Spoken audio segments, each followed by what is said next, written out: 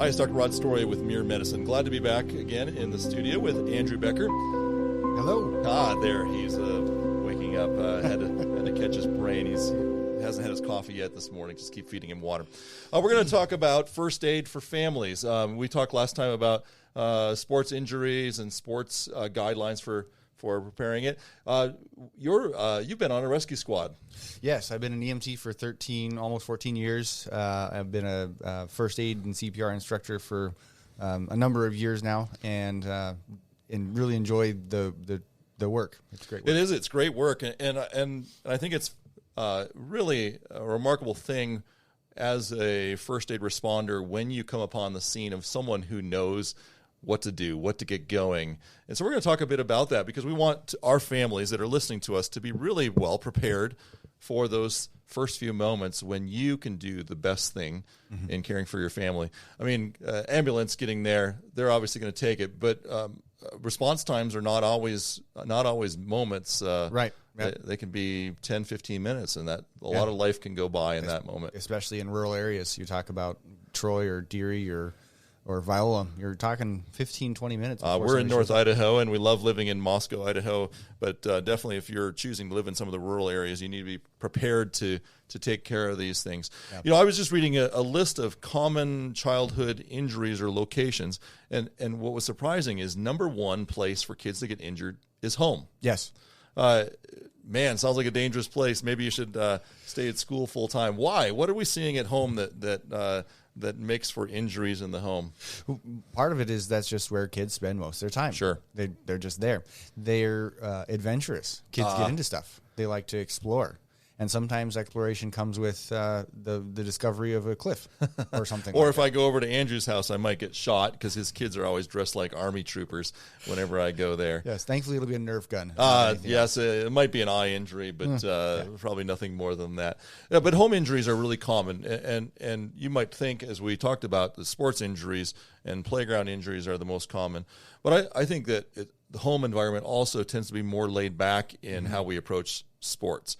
So we talked about that often, you know, coaches are looking out, sports trainers are making sure that things are done safely. But in the home, my kids are often trying to figure out how to jump off of one thing and onto the other. Yeah, wasn't it a treehouse to a trampoline? You're going to point that out? Yes, and I will point out that my trampoline had a net all the way around it, which made it extra high that they had to jump over. Oh, my. Or my son that injured his upper arm, his humerus, and snapped it because his brother was a little impatient for getting out of the trampoline, so gave him a little push as they were getting out. So it wasn't the trampoline per se, and it wasn't, but it was the way that it was used. Okay. I also think that it's commonly those wheels that our kids get on that give us some significant issues. I think that's where we see most injuries, bicycle accidents, really. Or rollerblades, are common all for the crazy hovercrafts that kids are. Am I using a word? I feel old now. Well, what are they called? They're the single wheel. The one wheels. Yeah. My son wants to buy one, and I said, that's $3,000, my son. You could maybe use that for college. Or a car. You get four wheels for the price. Four wheels for the price of one. I just can't understand it. Yeah, one wheel. Okay. Well, and motor vehicle accidents, and honestly, when we round out the list of places that kids get injured, motor vehicle accidents are one of them. And that's why there's such an emphasis on using proper car seats that really fit your kid.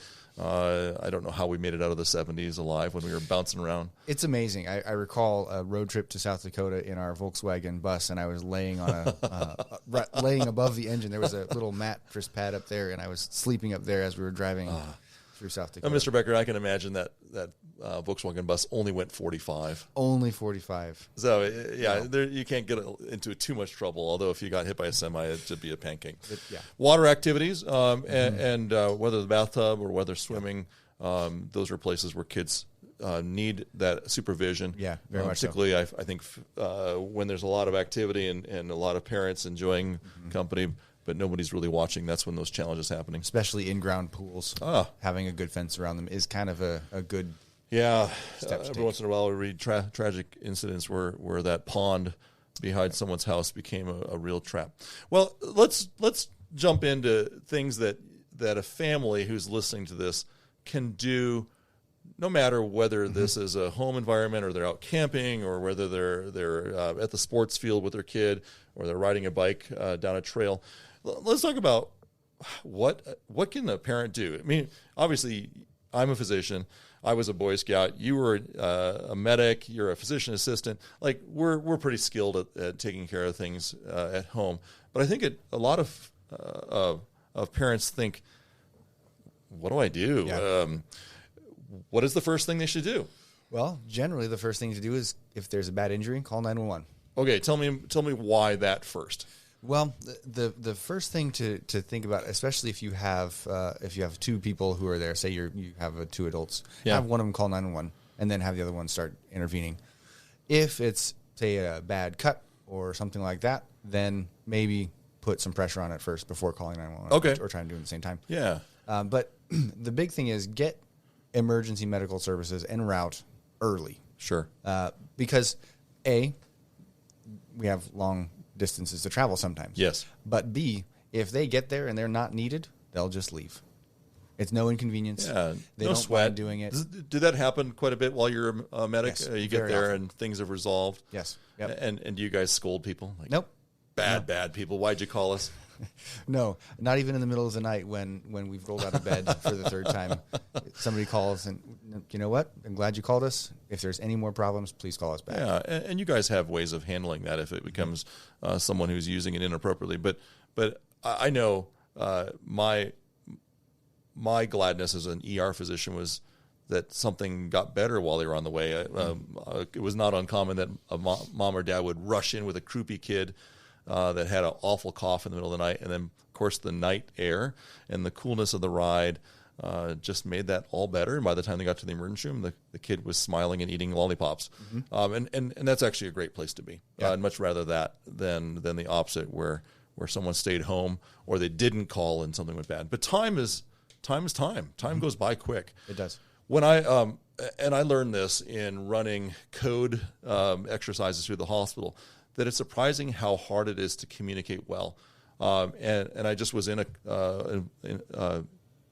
the scene of a car accident where everybody was standing around and nobody was taking the next move, which was to call 911. Yep. So I actually had to literally point to someone and tell them, call 911. Very good. And then I had them repeat back to me. Very good. What are you going to do? Call 911. Okay, call 911.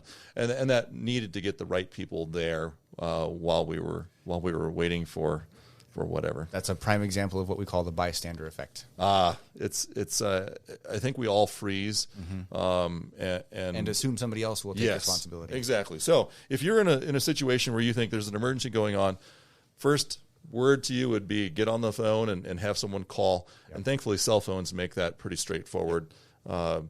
Okay, you actually run a course called Stop the Bleed. Stop the Bleed. Yes. That sounds pretty straightforward. It is. Tell me what are some of the essentials that people listening here would say they can do at home?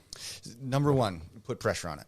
Okay. So if you see bleeding, get some gauze. Get it if you're in the middle of nowhere and you don't have gauze, rip up a T-shirt or something, a paper towel, something, and just put pressure on the spot. What does pressure look like? It really does look like just literally putting pressure on it. So you take the piece of gauze, you put it in your palm. You take that palm piece of gauze, and you put it on the wound, and you just push. Just push. Yep. Okay. What we're trying to do is we're trying to allow for the blood to collect in that area and form clots. Okay. Once clots form, and our bodies are a really amazing machine. It forms clots surprisingly easily once all of the tissue has been disrupted, and sometimes when it hasn't been. But if you just give it some time to form those clots, you'll stop any potentially life-threatening bleeding, including even some arterial bleeding. Right? Okay. So if you say you nick an artery in your hand, and that's that. Like if you're watching the emergency medicine show, it's going squirt, squirt, squirt. That's right. Okay. So say you nick an artery in your hand, you can put pressure on that and allow for enough blood to coagulate around there and actually stop that artery. When we're talking pressure, are we talking like 30 seconds and then take a look again? What are we talking? You want 5 minutes. Wow. At least. That's hard to keep track of. It is. Now, again, you have your handy cell phone, so say, hey, Siri, set the timer 5 minutes. That's brilliant. I know, it's so brilliant, but it's not my brilliance. It's the cell phone.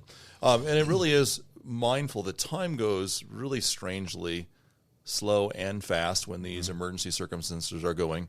And you need to really take the time to let it go. When we do procedures in the clinic, we really hold pressure for quite a long time because we know it takes time for that clot to build.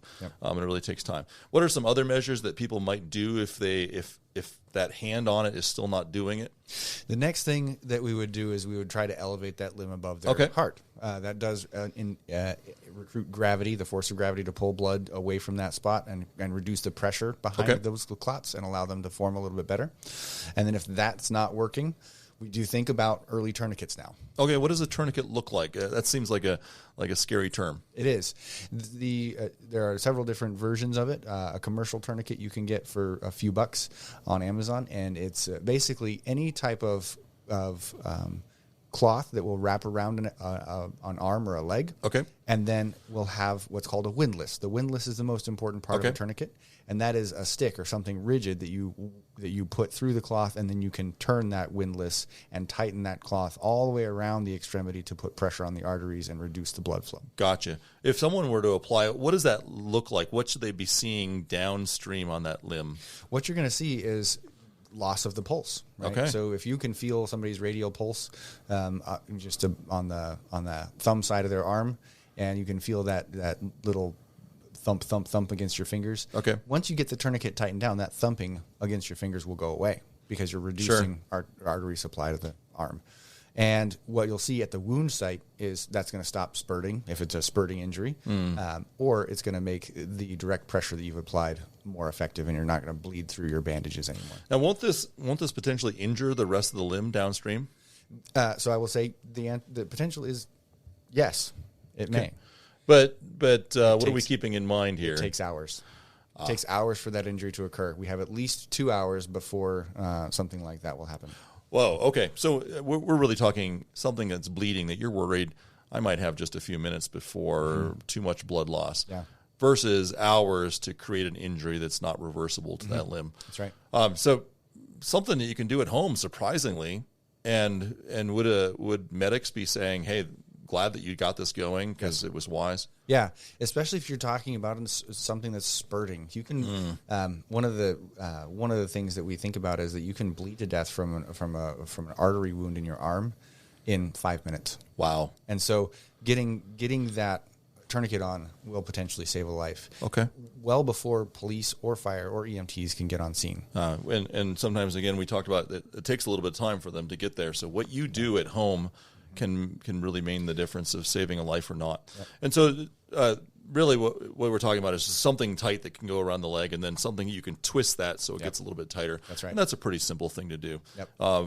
And continuing to put pressure on that spot as well. Okay, that makes sense. Any supplies that I should have at home as I'm thinking about how to be prepared for this? Well, I do recommend a commercial tourniquet. Okay. Buying one online is really a good idea because they're sometimes hard to improvise, and if you have one that's commercial and is already built, you don't have to think about it. Okay. Which sometimes our brains don't think super quickly in an emergency, and we don't think about how we're going to do what we need to do. So a commercial tourniquet's one thing. Okay. Having some what we call hemostatic powder or gauze. Oh, wow. That might be of help as well. Okay. Is that something that people can buy? Yes, it is. Yeah, okay. You can buy it on Amazon. Is there a particular search term that people should use? Hemostatic gauze is one, or just the brand name. One of the brand names is Celox, CELOX. Okay. Celox And that's just a powder, I think, that you can dump in the wound, right? Yeah, and with the powder. And you get big wads of gauze, which you can buy, again, really cheap, and just pack that in. And it's nice to have... some Coban would be the term. There's a vet wrap. Yeah. Basically an expansive stretch wrap that you can wrap around that adheres to itself. Those things are nice to have. Some at home, because we talked about that a lot of your injuries happen at home. Some in your car, so that if you happen upon a scene where you might be the first person, or camping. I think, man, in Idaho we got so many opportunities to camp. And you might be a ways away from someone. I mean, especially if you're a hunter, think about that one as well. Very good. Hunters are, I mean, there are sharp things around there all the time. You're hiking, you could trip, accidentally cut yourself that way. It's absolutely surprisingly easy. And you're a ways out, so it'd be nice to take care of something. I'm glad to have that skill as a Boy Scout, but you can be a Boy Scout too. That's right. Although maybe not the Boy Scouts of today. CPR. Let's talk about that. CPR sounds like one of those oh man, you got to be professional to do that. But so many things, so many recommendations have changed about CPR. Is there one part of CPR when that's a shorthand for cardiopulmonary resuscitation, meaning heart, lung, getting it restarted? That's right. That someone can do at home that might make all the difference? As it turns out, yes. One of the things that we have realized is that chest compressions only, if you just learn how to do chest compressions, you're going to have a potential to buy enough time to save a person's life. Okay. So a chest compression, give me some guidelines about what that looks like. So the first thing you got to do is make sure they're on a hard and flat surface. Okay. Right? They're face up on a hard and flat surface so that you can provide adequate compression against something. So not like a bed. Right. If you're in a bed, you're not going to squeeze the heart the way that you need to. Okay. Hard floor, Yep. countertop. Yep. Somewhere hard. Okay. Hard and flat surface. And the next thing you need to do is identify where you should put your hands. And that is in the midline of the chest along the nipple line. Okay. Okay. So put the palm of your hand right there. You put the other hand on top of that one. Is that over what we call the breastbone? The breastbone. Okay. Yep. And then you want to push on average to a depth of 1.5 to 2 inches, shooting for 2 inches for adults. And you just want to push down 2 inches. That's a long ways. It is. Okay. And it will get fatiguing after a while. Okay. So, even for most people, like professionals? yeah. What the rule of thumb is every 2 minutes we're going to switch. From a professional standpoint, we know that after 2 minutes, my chest compressions, even though I've done a million of them, aren't going to be as good as they were 2 minutes ago. And so somebody else should come in who's fresh and then give me a break. Well, I know that for bystander CPR, they're now talking about just push hard and deep. Yep. Like don't even think 2 inches. Just go for it. I think that's pretty reasonable. And that seems to be simple. What? Talk to me about like how fast. Yeah. The rate is we're shooting for about 100 to 120 beats per minute. Okay, normal is what, 60 to 70 beats per minute, so that's quite a bit faster. Quite a bit faster, but you got to remember we're only pushing out a fraction of the blood. Okay. Right? So instead of our heart pushing out 50, 60 cc's, we're only pushing maybe 20 or 30. Because the idea is you're trying to squeeze the chest deep enough to be moving the heart a bit. That's right. But that you got a lot of tissue there that you're having to move. Yep. And that's certainly not as effective as the heart beating itself. Right. But one of the things that you can do to help keep the rate in mind is to sing a song. Okay, got one in mind? The best one is "Staying Alive" by the Bee Gees. Now, if you're maybe not a Bee Gees fan like I am, I tend to think old timey hymns. There's a good Baptist one. My hope is built on nothing less. And I think if you sing it like a good Presbyterian, you'll actually do it at a nice speed. So. Perfect. Yeah, that's great. But, it's kind of a funny thing, a Presbyterian singing an old Baptist hymn, but here we go.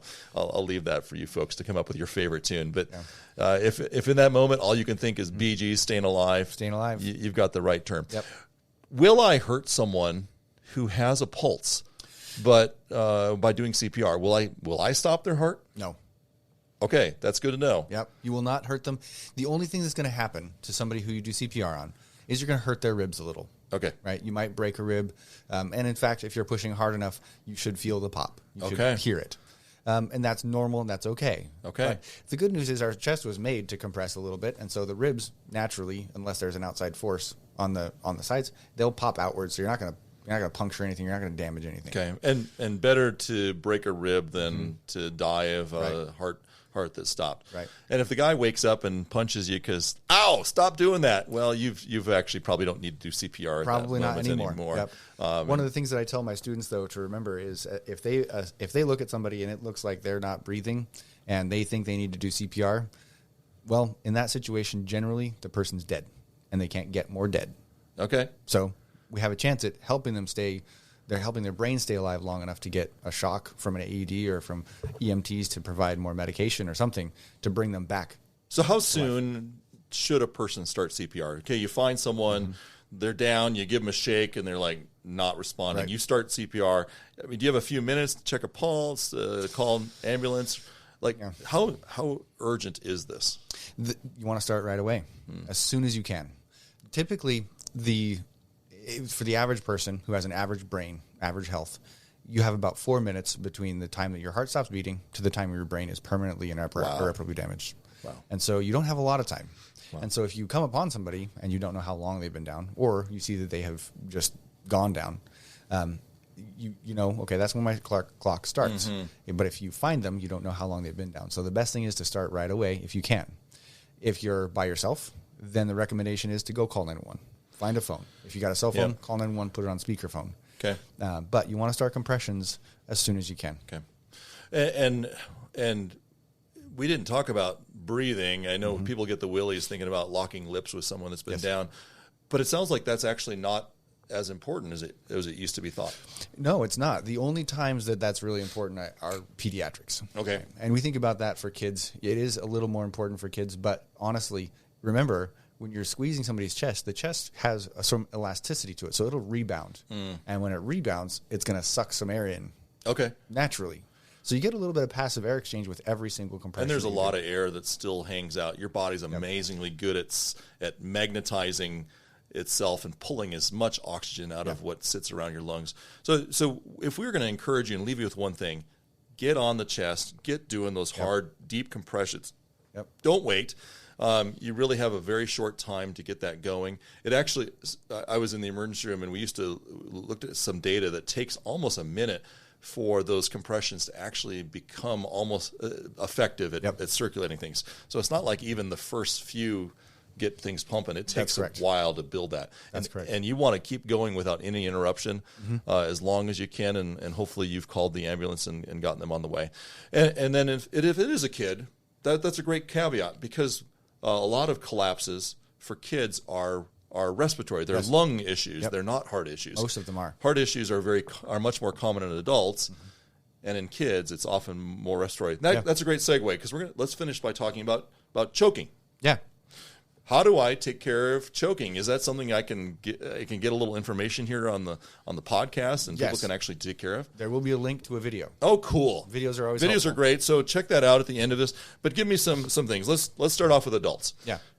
So somebody looks like they're choking. They're making some sounds, right? Say you hear them trying to cough something out, and they're making some noise. If they're coughing, try to let them cough it out. Okay. Okay. If you can hear them making noise, that means there's air moving. That's good.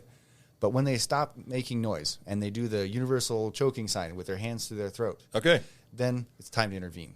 Sign language, I like that. It's great. So you get behind them. You put your right hand or your dominant hand in a fist just above their belly button. Okay. Okay. You grab that hand with your other hand, and then you want to push upward and backward, almost like you're trying to lift them up off the floor. Okay. You want to do that repeatedly, and treating each individual thrust as though it's trying to move that object a little bit further out of their airway. Okay. And Lord willing, it will dislodge the object and they'll start breathing on their own. And this is like CPR, where you're basically going hard and good. You're not like a little chest massage or a belly button rub. We're talking heave that wrist deep into their diaphragm and push with all you got. That's right. Yep. And if you are successful, that's wonderful. But if you're not successful, eventually they become unresponsive. Okay. And so you want to be careful, lower them to the floor, be careful not to get bowled over by their weight, but lower them to the floor, and then you start the same chest compressions like we were just talking about for CPR. And the call of the 911. Yep. Yeah, go right back to some of the other basics, things that we've talked about by getting them on the floor there. How about kids? Is there something that we can teach people to do with kids? It's essentially the same. Okay. Yeah, for anybody who is toddler or smaller, right, little kids, we want to do a little bit of a different approach, and that's we call them back blows. Okay. So you put somebody face down on your forearm or on your leg, and you whack their back. Okay. And you want them face down if possible, because that helps gravity to precipitate that object out of their airway. Well, and as I often say, kids come with a lot of handles. They come with arms and legs, and so there's things to grab onto. But basically, if you can imagine this, it's kind of like a football hold for a kid, but you're flipping them over, and you're leaning them down with their face towards the ground, and you're literally kind of giving them a good blow between the shoulder blades with the palm of your hand. That's right. Wham, wham. And I mean, obviously, we're doing something that we're trying to save a life here. Yes. We're not disciplining a kid or patting them on the back, and we're really doing something to kind of take care of something right away. That's right. So better to do something than nothing at all. That's right. Okay. Yep. And then if we often say, if the same thing, if they become unresponsive, then you put them on the ground and you start CPR. Start CPR. So at least you're supporting the heart while that ambulance is on its way, and they can come kind of help jump in and take care of things from there. Yep. Sounds like great tips. These are the most common things that I can honestly think about. And I had a dad stop me in church a couple of weeks ago and say, "Man, I really would love to know how to take care of these things. I feel like as a dad, I have this career as a musician. I'm really good at that, but I feel like I don't have the skills to handle these things or take care of them. And I thought about it. Should we have a course at our clinic? Should we maybe teach full-on CPR? And I think there is a role for that. So if you are interested, there are great courses through the Red Cross. Most local hospitals and clinics offer those. Yep. You have had a CPR class with your students here at the school. We've done a summer camp CPR class for some other students, and I'm teaching at local businesses. I'm doing a CPR refresher for the staff. And you're doing those Stop the Bleed courses for your school, for your church where you're a deacon. Mm-hmm. And I know you've done that for King's Cross, where I go to church, where we're doing seminars so that those active responders, those security guys, also have some of these skills. Yeah. And I encourage you, if you're part of a church, part of a school, or just a loving father, loving mother that wants to know more about these things, the things that we talked about today are the main things. The call early, put pressure on it, consider having a tourniquet and other supplies around. Yeah. Do the chest compressions deep and fast. Think staying alive. Mm-hmm. Learn some maneuvers and Google or watch YouTube about how to do the Heimlich maneuver or how to effectively do back blows for a kid. These are the bread and butter of first aid and things that will do a great gift in the time that people need it. Yes. Anything else you want to add? No, just I think we're going to post some of the links for these videos, and one of the links that I think can be helpful is stopthebleed.org. There's an online version of the class, so you can just take it right from home, get some information that way. Excellent. Well, thanks so much for joining us on Mere Medicine, and Andrew Becker, glad to have you in the studio, and thanks for letting me pick your brain here. Thank you so much. It was a pleasure. Have a great day, folks.